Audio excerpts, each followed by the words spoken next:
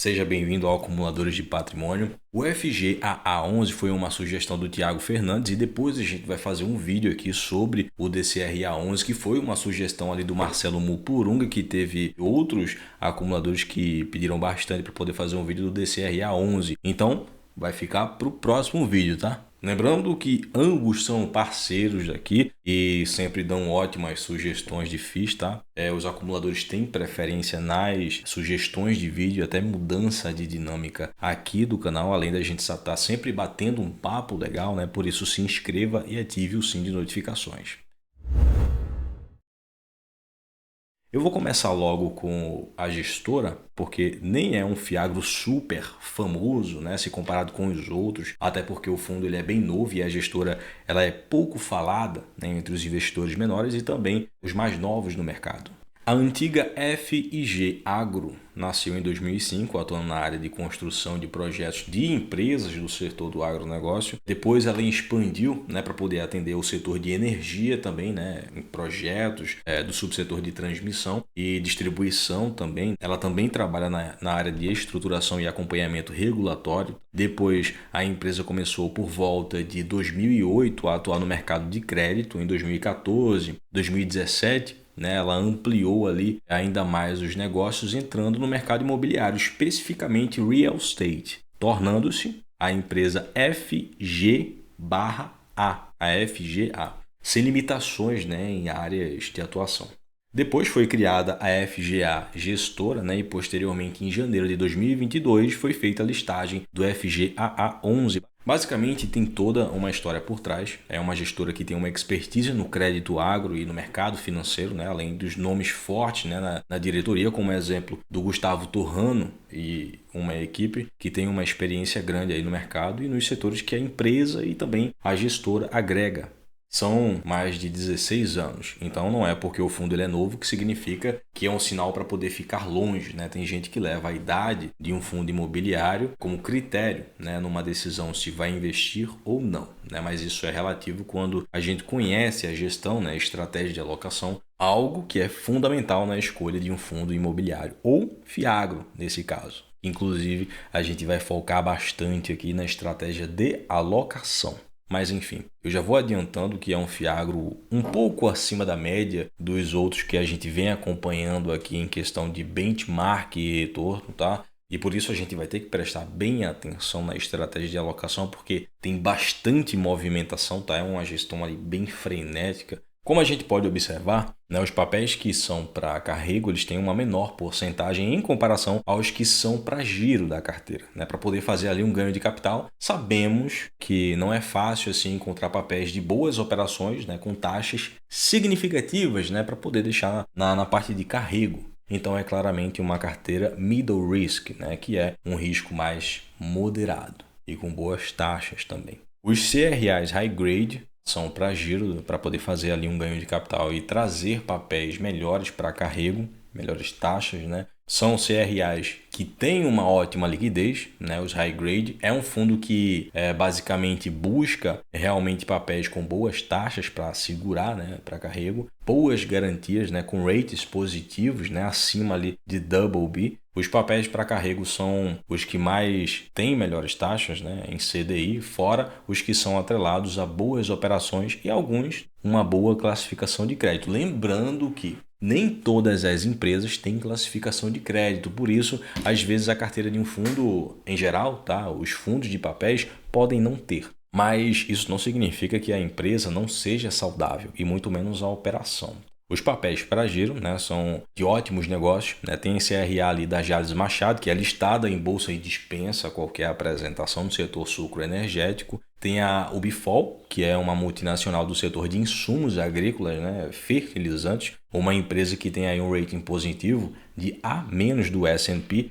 É o único CRA que não é do setor sucroenergético, tá? Todas as usinas são grandes players do setor, As localidades são concentradas no centro-oeste, e sudeste do país. Só tem um CRA lastreado à operação no Nordeste, que é o da usina Coruripe, em Alagoas. Eu diria que entre 75% e 80% desses CRAs, eles são para transacionar, até porque os papéis para alocação tática também têm essa característica. O fundo ele tem costume de fazer alocações em empresas, né, que ele já conhece, né, já tem ali uma intimidade, que são poucas empresas e um número significativo de papéis de cada uma. Fica claro que a preferência é a estratégia no setor sucroenergético, né, que inclusive é um grande emissor de debêntures incentivadas e é um setor que historicamente tem uma demanda progressiva, até por oferecer uma fonte de energia limpa, né, e é um setor que supre necessidades, né? Inclusive várias. Além das boas margens, a cana-de-açúcar ela consegue se adaptar a diversos climas, né? E superar dificuldades climáticas, desde que seja um clima tropical, no caso, o nosso, né? É claro.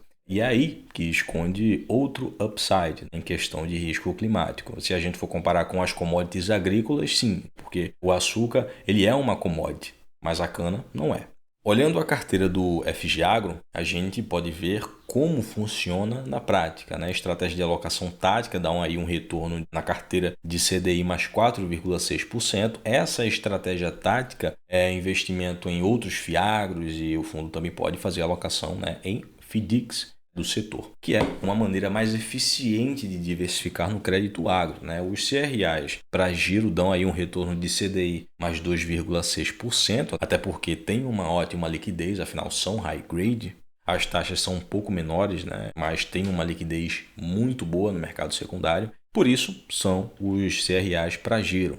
Os papéis para carrego, eles dão aí um retorno, né, de CDI mais 5,17%, são retornos acima da média, mas é uma estratégia bem frenética, né? Como você pode perceber, 2% do patrimônio está em caixa, que fica em aplicações financeiras, que a gente vai ver mais para frente. Isso é basicamente o mínimo para um fundo ser saudável, então isso significa que o fundo está ali 100% alocado em CRA, 100%. Dos papéis com rating, né, apenas um é Double B, risco moderado, o restante tem ratings muito bons, né, apesar das boas taxas. Esse indicador YTM ponderado significa Yield to Maturity, rendimentos até o vencimento da carteira, e representa um retorno de CDI mais 3,55%. E se a gente for comparar com outros fiagros que a gente falou aqui, em questão de rendimentos, o FGAA11 sai disparado na frente, ou seja, a estratégia de giro de carrego com boas taxas funciona muito bem. A gente vai entrar aqui em detalhes depois também sobre o yield e distribuições, tá?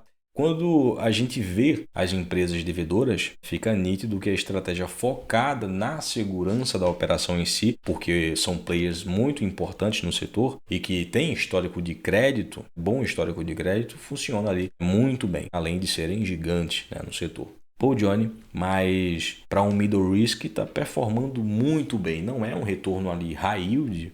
E a resposta é não. A estratégia de alocação em bons papéis e com boas taxas um pouco ali mais altas, dão esse upside. E olha, CRAs com taxas muito boas, né, e atreladas a ótimas operações não são tão fáceis assim de adquirir. Por isso, o giro da carteira dá esse upside de retorno também. Ou seja, ganho de capital de um lado e aos poucos encontrando ótimos CRAs para carrego. E com as taxas de juros nas alturas, o CDI ele voa. Fora que com esse governo novo aí no poder, que eu nem vou perder meu tempo me aprofundando nesse assunto, eu vou falar sobre isso em outro vídeo, a gente talvez não tenha tanta eficiência no controle de inflação, né, e taxas de juros tão sustentáveis. Mas isso a gente vai ver aí como é que vai funcionar com a equipe econômica, que por enquanto, né, até esse vídeo não foi falada.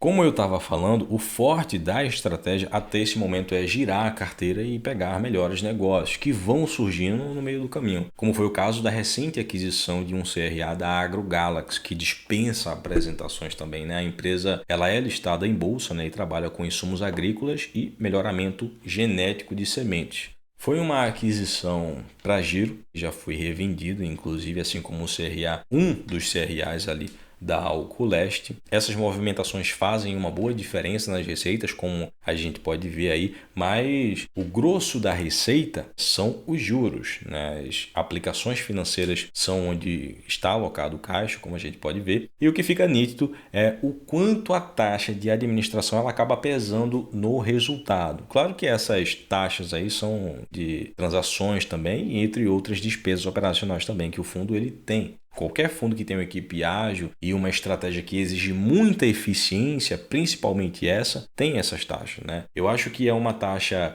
não é uma taxa tão absurda assim, mas acaba pesando. Tem fiagros que têm taxas maiores de performance também. A taxa de ADM é de 1,15% sobre o PL do fundo, só que a taxa de performance é de 10% sobre o que exceder 100% do CDI ao ano, já fica mais pesada, né? É uma coisa que cada investidor precisa decidir. Mas é aquela coisa, não existe almoço grátis, né? O trabalho duro e árduo ele precisa ser recompensado. O que mais prova o que eu estou falando aqui é o yield de 12,75%. E olha que o fundo ele foi listado em janeiro de 2022. O FGAA11 ele já tem quase 16 mil cotistas, né, até esse momento, uma liquidez média diária que já ultrapassa R$1,5 milhão, né, o valor patrimonial por cota é de R$ 9,67 e sendo negociado agora que eu estou gravando a R$ 10,05. A administração é da BRL Trust, né, que dispensa apresentações, e a gestão, como o próprio nome já diz, da FGA.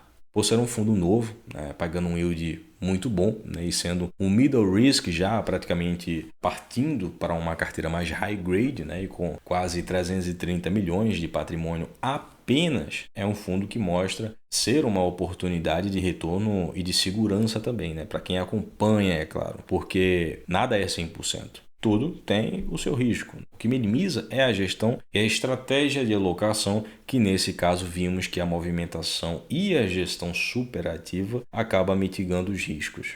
O que é que você achou do FGAA11? Né? Será que vale a pena ou é melhor esperar para poder fazer um preço médio bacana? Deixa a sua opinião, tá? Ou experiência como cotista do fundo aí nos comentários. Se inscreva, ative o sino de notificações para poder fazer parte da comunidade mais ambiciosa em acumular patrimônio. Já passamos aí dos 1.000 acumuladores, tá? Isso é muita coisa aqui pra gente, porque são 1.000 pessoas, mais de 1.000 pessoas que acreditaram na ideia do canal de agregar valor, né, através de insights, informação, conhecimento gratuito para desburocratizar essa coisa de investimentos. Na descrição e no primeiro comentário eu estou deixando a planilha de investimentos que eu uso para o controle dos meus investimentos, tá? Com divisão de classe de ativos, preço médio, ganho de capital, dividendos, né? Porcentagem de cada classe de ativo, tudo de maneira mais profissional e prática. Para quem declara imposto e precisa pagar DARF também, é uma mão na roda, né? Exatamente pelo excesso de dados detalhados dos seus investimentos. Valeu, um grande abraço e até a próxima.